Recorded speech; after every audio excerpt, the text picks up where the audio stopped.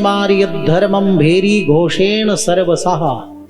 आगे चलकर ध्रुव जी के वंश में महाराज अंग बड़े धर्मात्मा राजा हुए, लेकिन उनका पुत्र वेन बड़ा नास्तिक निकला। इतनी दुष्टता किया कि पिताजी वन में चले गए, स्वयं राजा बन गया और अपने राज्य में ढिढोरा पिटवा दिया कि कोई मेरे राज्य में आज से जप पूजा आराधन दान धर्म न करे। अगर कोई व्यक्ति धर्म सत्कर्म करते दिख गया तो उसको मौत के घाट उतार दिया जाए। बड़े बड़े ऋषि ज्ञानी महापुरुष आए, बोले, समझाए। सबसे सच्चा व्यक्ति का यदि मित्र है लोक परलोक में, माता पिता है, तो उसका धर्म है। लोक में व्यक्ति सुख समृद्धि पाता है, परलोक में सद्गति पाता है, तो केवल धर्म के कारण। धर्मेण मोक्षम लभते मनुष्यः स्वर्गम च धर्मेण नरः प्रयाति। आयुश्च, आयु भी व्यक्ति की बढ़ती है, स्वर्ग मिलता, मोक्ष मिलता तो केवल उसके धर्माचरण से। महाराज आप धर्म का आचरण करिए, धर्म का त्याग मत करिए। जैसा राजा वैसे प्रजा, सब नास्तिक हो जाएंगे। और ऋषियों ने एक बड़ी प्यारी बात कही, जब नास्तिक वेन ने कहा कि राजा के अंदर सारे देवता निवास करते हैं, मेरी पूजा कर लो, सभी देवताओं की पूजा हो जाएगी। तो ऋषियों ने एक बड़ी प्यारी बात कही जो सबके जीवन में अनुकरण योग्य है। परिवार में सभी लोग यदि धर्माचरण करें, भगवान की भक्ति करें, तो उस परिवार पर भगवान प्रसन्न होते। पूरे गांव के लोग यदि भगवान की आराधना करें तो पूरे गांव पर प्रसन्न होते। और पूरे राष्ट्र के लोग यदि धर्माचरण करें, अपने कर्तव्य कर्म के अनुसार चलें, तो पूरे राष्ट्र के लोगों पर भगवान प्रसन्न होते हैं। क्या मिलता है भगवान के प्रसन्न होने पर? तस्मिन् तुष्टे किमप्राप्यम जगतामीश्वरेश्वरे। लक्ष्मीपति त्रिलोकीनाथ प्रभु के प्रसन्न होने पर क्या नहीं मिलेगा तुम्हें? सब मिलेगा। समय पर वृष्टि होगी, खूब अन्न धन पैदा होगा। आज लोग कहते हैं ना कि देखो भाई भगवान कितने रूठ गए, पत्थर पड़ गए, ओले पड़ गए। अच्छाई तो अपने नाम व्यक्ति करता है, मैंने खून पसीना एक किया तब कमाई हुई, और नुकसान हो गया तो कहते हैं भगवान ने मेरा साथ नहीं दिया। कैसे काम चलेगा वो? भगवान की सर्वतोभावेन आराधना व्यक्ति करे तो संपूर्ण राष्ट्र पर भगवान प्रसन्न होते हैं। तो श्री समृद्धि शांति परस्पर भाईचारा सौहार्द स्थापित होता है। आज सारे विश्व के लोग परेशान हैं और सबकी दृष्टि भारतवर्ष की ओर है, क्योंकि विश्व में यदि शांति और सौहार्द की स्थापना कोई कर सकता है तो सनातन धर्म कर सकता है, और उसका उद्गम भारत से होता है। भारत सुरक्षित है तो सनातन धर्म सुरक्षित है, और सनातन धर्म सुरक्षित है तो विश्व के सभी लोग सुरक्षित हैं। इस बात को लोग भूल जाते हैं, तभी अशांति दुनिया में होती है। नास्तिक वेन ने कहा तुम सब मूर्ख हो ऋषि महात्माओं, मैं सबका ईश्वर हूं, राजा हूं। कौन होता है विष्णु पालन करने वाला? मैं राजा हूं, मैं प्रजा का पालन करता हूं। भगवान की निंदा करने से सिंहासन से गिरा नास्तिक वेन की मृत्यु हो गई हो, मर गया। लेकिन ऋषियों ने उसके शरीर का मंथन किया, पाप निकला निषाद के रूप में। दाहिनी भुजा से भगवान नारायण पृथु के रूप में, और बाईं भुजा से साक्षात लक्ष्मी अर्ची देवी के रूप में प्रकट हुई। देव ऋषियों ने स्वागत सत्कार सम्मान प्रणाम स्तमन किया। राज सिंहासन में पृथु महाराज राजा के रूप में विराजमान हुए। लेकिन 2 महीने के बाद सारी प्रजा कर रोने लगी, महाराज खाने को अन्न नहीं, पीने को पानी नहीं। धर्मात्मा राजा पृथु जो हमारे देश के राजा थे और सबसे सफल और दिव्य यदि राज्य रहा है तो राम जी का, और दूसरे नंबर में यदि कोई राजा और राज्य के प्रजा सुखी थे तो पृथु जी के राज्य। भगवान के ही तो अवतार थे पृथु जी। तो पृथु जी ने सोचा कि मैंने कोई पाप किया नहीं, मेरी प्रजा ने कोई पाप नहीं किया, फिर ये अन्न जल की कमी क्यों हो गई? पृथ्वी का दोष है। धनुष बाण लेकर पृथु जी महाराज धरती को छलनी करने लगे। पहले इसका नाम पृथ्वी नहीं था, पृथु जी के नाम पर नाम पृथ्वी पड़ा। पहले तो इसका नाम वसुंधरा, धरित्री, क्षमा, रत्नगर्भा, मेदिनी ये सब नाम थे। पहले समतल नहीं थी पृथ्वी। जैसे जबलपुर से आओ ना तो पहाड़ पड़ते हैं, पहाड़ ही पहाड़ थे पूरी धरती में। महाराज पृथु ने अपने बाणों से काट करके सबको समतल कर दिया, तो उनके नाम पर धरती का नाम पृथ्वी पड़ा। गौ रूप धारण करके पृथ्वी रोती बिलकती भागती जा रही और पीछा करते जा रहे पृथु जी। भागती हांफती थक गई तो मुड़ करके देखा और पूछा, कोई नारी से अपराध हो जाए तो मूर्ख व्यक्ति भी नारी का वध नहीं करता। आप तो बड़े बुद्धिमान राजा हो पृथु जी, मेरा वध क्यों करना चाहते हो?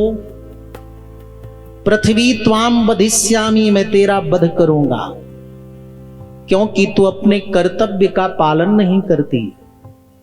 धरती मां है ना, और तुझ धरती मां के ऊपर सारे प्राणी निवास करते हैं।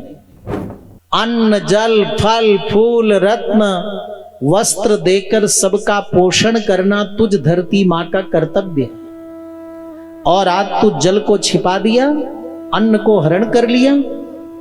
तेरा वध करके अपने संकल्प से सारे प्राणियों को मैं जीवित रखूंगा। तब पृथ्वी जो गौ रूप धारण की थी बोली, मेरा अपराध नहीं, आपका अपराध नहीं, प्रजा का अपराध नहीं, आपके पहले जो नास्तिक वेन था ना, उसके पाप के कारण अन्न जल की कमी हो गई।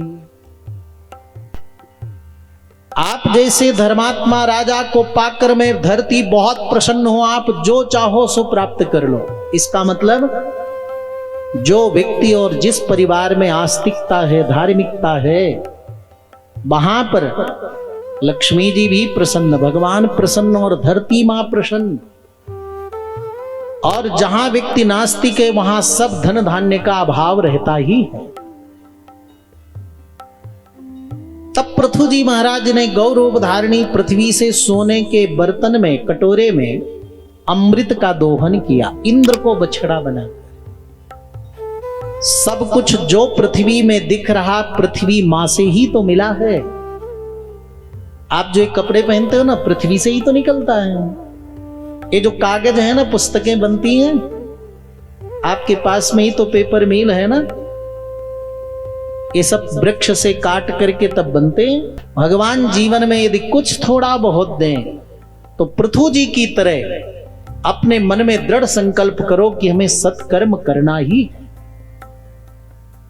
सब कुछ पृथ्वी से मिलता है। आप हीरे सोना जवाहरात पहनते हो, सब पृथ्वी से, जल पृथ्वी से, अन्न पृथ्वी से, सब कुछ पृथु महाराज ने दोहन किया। सारी प्रजा राजा सब धर्मनिष्ठ हो गए, भगवत भक्त हो गए।